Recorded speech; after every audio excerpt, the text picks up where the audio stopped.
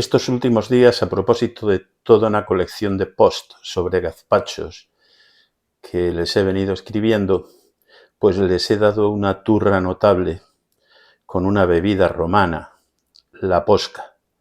Y como les he contado, esta es la madre de todas las bebidas. A ver, vamos a ser francos. Si el agua fuese la mejor bebida del mundo, el ser humano no habría inventado la cerveza o el vino. En las civilizaciones antiguas, beber agua era un acto bastante peligroso, porque el agua no solía tener las cualidades organolépticas que tiene hoy día o que tuvo en el imperio, más tarde en el Imperio Romano, en que la conducción de aguas llegó a alcanzar un nivel verdaderamente interesante y salutífero. En lugares como Mesopotamia o Egipto, la bebida de opción de los trabajadores solía ser la cerveza, y en las tablillas cuneiformes que tenemos de los imperios que se desarrollaron en Mesopotamia, sumerios, acadios, babilonios, asirios, vemos que la cerveza forma parte del tráfico comercial más habitual y de las costumbres más habituales de la gente. Claro, el problema es que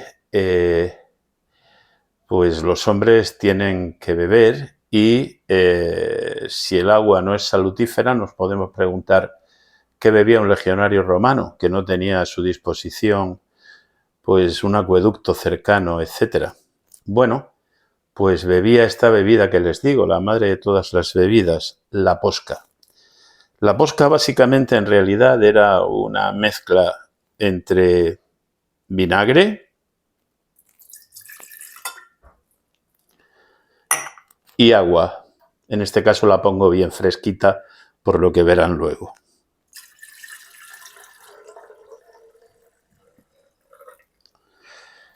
La proporción de agua y vinagre dependía del estado del agua. Es decir, cada legionario llevaba su ampollita con vinagre y en función de cuán potable era el agua o de en qué estado se encontraba, pues añadía más o menos vinagre. El vinagre tiene alcohol, como saben ustedes, y aumentaba las capacidades y hacía disminuir la posibilidad de que se contrajese cualquiera de las enfermedades que habitualmente se transmitían por el agua.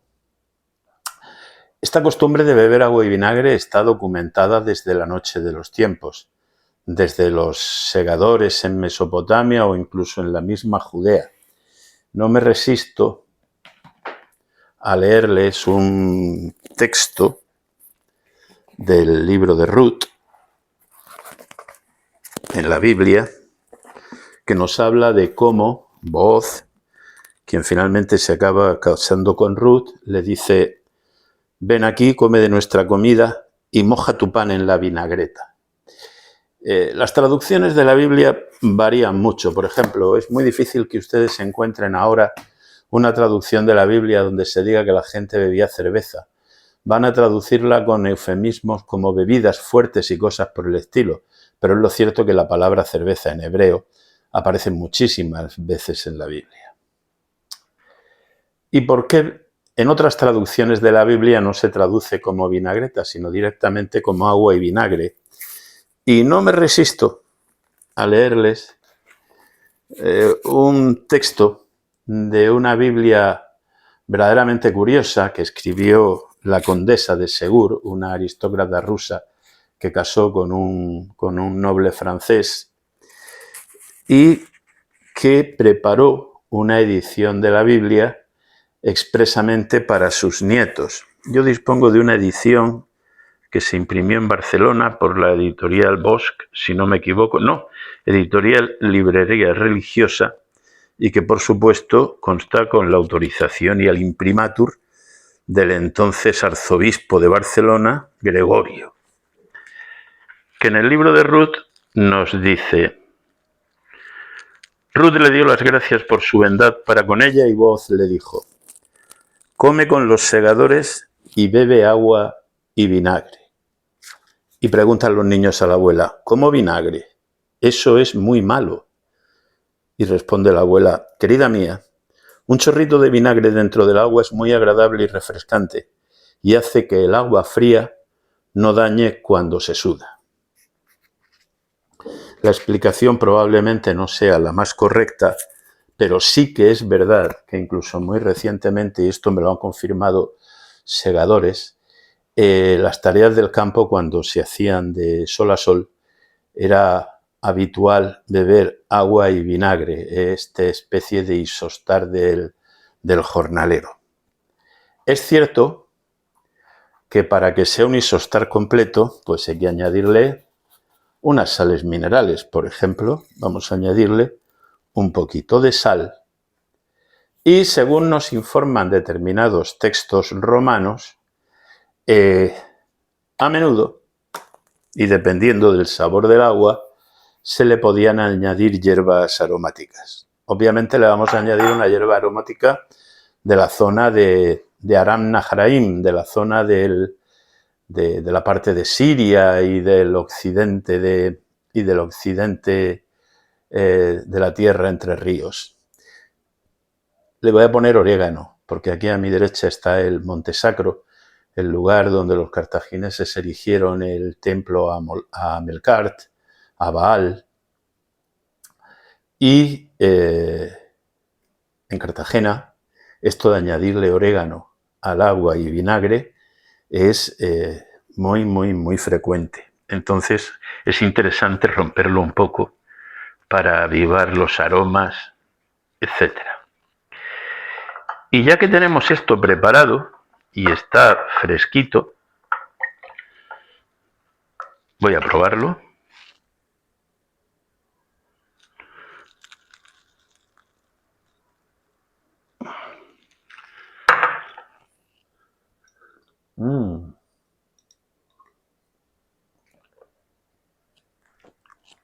Perfecto. A esta sopa primordial se le pueden poner gazpachos, es decir, trozos, que no otra cosa significa la palabra gazpachos. Por eso son gazpachos los manchegos, porque llevan los trozos de la torta cenceña, y son gazpachos también los andaluces, que llevan trozos de hortalizas, ya sea majada o simplemente troceada. La voz gazpacho puede venir de la raíz latina caspa. Caspa significa trocito y es eso que a determinadas personas les cae sobre los hombros favoreciéndole muy poco. Y el sufijo acho parece ser que es mozárabe y desde luego si en algún lugar de España el sufijo acho pervive, pues es en la vecina ciudad de Murcia, 50 kilómetros más al norte de esta capital de la diócesis, donde a un conjunto de tablas para cortar una acequia o para cortar un caño se le llama tablacho, está hecho de tablas, y hasta cuando hablas de tu amigo, pues no le llamas güey, ni parce, ni quillo, ni picha, le llamas hacho. Explicación etimológica carente de ningún fundamento, pero que me apetecía efectuar. La posca también nos aparece en el principal libro de cocina romana, en el libro de Marco Apicio, sobre todo a la hora de explicarnos cómo se hace la salsa catavia. Y nos dice literalmente, panem ex posca maceratum exprimes caseum bubulum cucumere sin cacabulo compones interpositis nucleis, que traducido al castellano quiere decir macerar el pan en agua con vinagre, escurrir, poner con queso de vaca y pepinos en una marmita y mezclarlo con piñones.